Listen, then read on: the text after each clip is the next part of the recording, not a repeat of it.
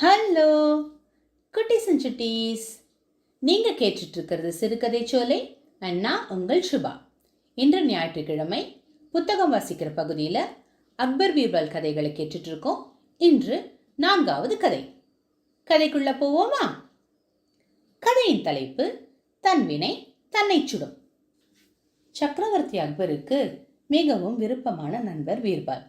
அவர் ஆக்ராவில் உள்ள மக்களின் குறைகளை கேட்டறிந்து அவற்றை தீர்த்து வைப்பதால் அனைவரும் அவர் மேல் பெருமதிப்பு வைத்துக் கொண்டிருந்தனர். ஆனால் பலர் அக்பர் பீர்பாலோடு நெருக்கமாக இருப்பதைக் கண்டு பொறாமை கொண்டனர். அவ்வாறு பொறாமை கொண்டவர்களுள் ஒருவன் அக்பரின் அந்தரங்க முடித்திருத்துபவன். அக்பர் பீர்பாலுக்கு விலையுயர்ந்த பரிசுகளை அளிப்பதைக் கண்டு அவன் மிகவும் பொறாமை அடைந்திருந்தான். பீர்பாலை அங்கிருந்து எப்படியாவது ஒழித்திட வேண்டும், ஏதாவது ஒரு வழி செய்ய வேண்டும் என அவன் யோசித்தான். ஒரு நாள் அவன் அக்பருக்கு முடித்திருத்தி கொண்டிருக்கும் பொழுது, பாதுஷாவே, தங்களுடைய தந்தையார் ஹுமாயூனுக்கு சேவை செய்தது போன்றே தங்களுக்கும் சேவை செய்வது எனக்கு ஆனந்தமாக உள்ளது. தங்களது தந்தை சொர்க்கத்தில் எவ்வாறு உள்ளாரோ என்றான். எனக்கும் அவர் எப்படி உள்ளார் என தெரிந்து கொள்ள ஆசைதான் என்றார் பீர்பால். பாதுஷாவே, பல அற்புத சக்திகள் படைத்த எனது நண்பன் மூலம் நான் உங்கள் தந்தையார் எப்படி உள்ளார் என்பதை அறிய முடியும் என கெட்ட எண்ணம் கொண்ட முடித்திருத்துபவன் கூறினான்.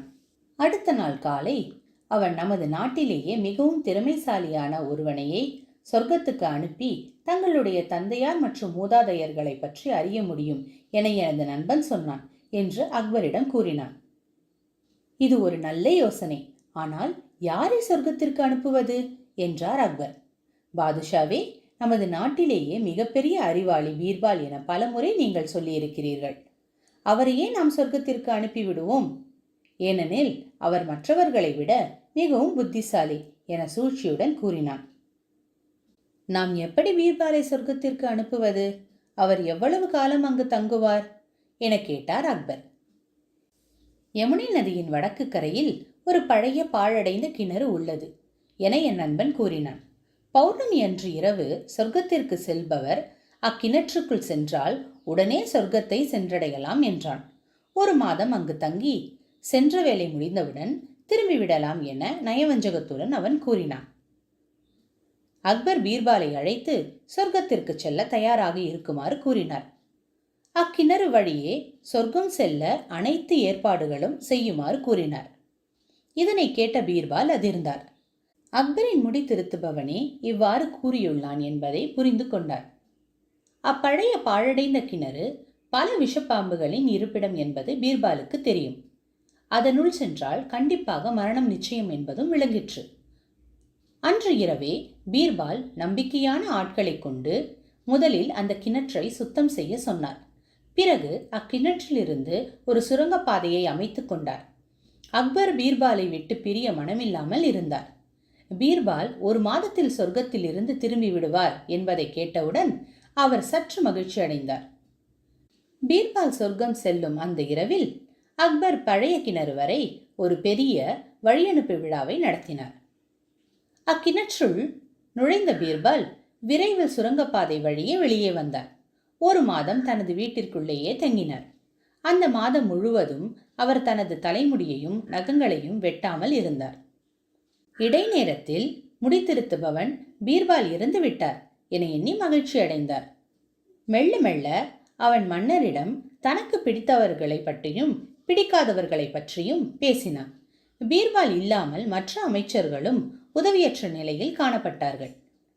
அக்பருக்கு மிகவும் விருப்பமானவனானான் முடித்திருத்துபவன். 1 மாதம் கழிந்து அவையினர் பீர்பாலின் வருகையை ஆவலுடன் எதிர்பார்த்திருந்தனர். அடுத்த பௌர்ணமி இரவன்று அனைவரும் பழைய கிணற்றுக்கு சென்றனர். அக்பரும் மற்றவர்களும் இன்புறும் வகையில் பீர்பால் அக்கிணற்றில் இருந்து வெளியே வந்தார். ஆனால் முடித்திருத்துபவனோ அவனது திட்டம் தோல்வியடைந்ததைக் கண்டு ஏமாற்றமுற்றான். அரசவைக்கு வந்து நடந்தவற்றை கூறு என அக்பர் பீர்பாலை தனது தேரருகில் அழைத்துச் சென்றார். பாதுஷாவே, நான் தங்களின் மதிப்புக்குரிய தந்தையாரையும் மற்றும் உங்களது மூதாதையர்களையும் சொர்க்கத்தில் கண்டேன்.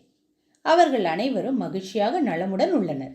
அவர்களின் வாழ்த்துக்களை உங்களிடம் தெரிவிக்க சொன்னார்கள். ஆனால் அங்கு ஒரு பிரச்சனை. அவர்களுடைய வளர்ந்த கூந்தலையும் நீண்ட நகங்களையும் வெட்டிவிட அங்கு யாரும் இல்லை.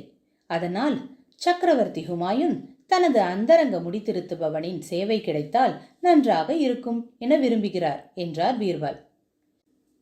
இப்போது எவ்வாறு ஒருவரை சொர்க்கத்திற்கு அனுப்புவது என நமக்கு தெரிந்துவிட்டதால் நான் எனது அந்தரங்க முடித்திருத்துபவரையே எனது தந்தைக்கு சேவை செய்ய சொர்க்கம் அனுப்புகிறேன் என அக்பர் அறிவித்துவிட்டு முடித்திருத்துபவரிடம் திரும்பி அடுத்த பௌர்ணமி இரவில் சொர்க்கம் செல்ல தயாராயிரு என்றார். அப்பொல்லாத முடித்திருத்துபவனுக்கு என்ன செய்வதென்றே தெரியவில்லை. பீர்பாலின் கதை ஒரு கற்பனையே என அக்பரிடம் கூறினால் தானே பொய் சொன்னது என்று அக்பருக்கு தெரிந்துவிடுமே என அஞ்சினான்.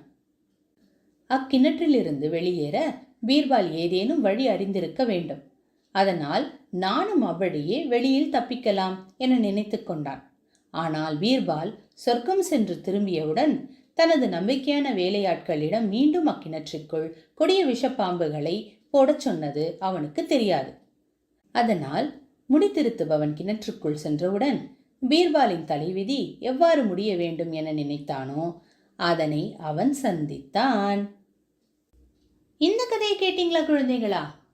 நாம ஒருத்தருக்கு கெடுதல் செய்யணும்னு நினைச்சா அது நமக்கே திரும்பி வரும் அப்படிங்கிறத எவ்வளோ சாதுரியமா பீர்பால் நமக்கு புரிய வச்சிட்டார் பார்த்தீங்களா? நல்லா இருந்தது இல்லையா? இன்றைய கதை இதோட முடியுது. வேறொரு நல்ல கதையோட அடுத்த வாரம் நான் உங்களை சந்திக்கிறேன்.